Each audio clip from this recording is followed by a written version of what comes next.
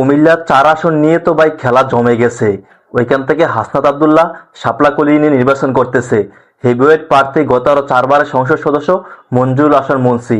BNP থেকে ছিল দানাশীষ প্রতীক নিয়ে, সে নির্বাচন করতে পারতেছে না ব্যাংক ডিফল্টার নিয়ে। ঠিক আছে, এখন একমাত্র প্রার্থী আছে হাসনাত আব্দুল্লাহ, আর তার সাথে একমাত্র প্রতিদ্বন্দ্বী আছে গণঅধিকার পরিষদের টাক মার্কা জসিমউদ্দিন জসিম।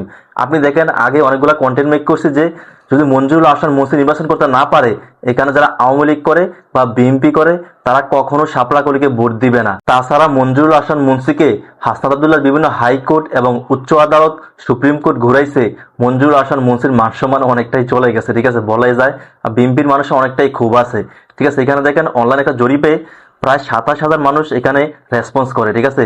আপনারা যারা ঠিক আছে ওয়াও রিয়েক্ট দিবেন এখানে জসিমউদ্দিন জসিম, আর যারা লাভ রিয়েক্ট দিবেন হাসনাত আব্দুল্লাহ, এখানে দেখেন 27,000-এর মধ্যে 13,000-ই মানুষ ঠিক আছে ওয়াও রিয়েক্ট দিছে। তার মানে কি সবাই চাচ্ছে জসিমউদ্দিন জসিমকে আগামী 12 তারিখ টাক মার্কায় ভোট দিবে, আর মাত্র 8,000 হচ্ছে লাভ রিয়েক্ট, ঠিক আছে। মানে এটাই বলতেছিলাম ভাই, অনলাইন জরিপ আর বাস্তবতা অনেকটাই ভিন্ন। এখানে কিন্তু বিএনপির প্রচুর ভোট আছে, তাই বলাই যাচ্ছে আগামী 12ই ফেব্রুয়ারি কুমিল্লার 4 আসন দেবিদ্বারের নির্বাচন অনেকটাই ক্রেজুয়াল হতে চলেছে, ঠিক আছে। তো আপনারা এখানে কাকে ভোট দিবেন অবশ্যই কমেন্ট করে জানাবেন, আর ভিডিওটা শেয়ার করে দিবেন।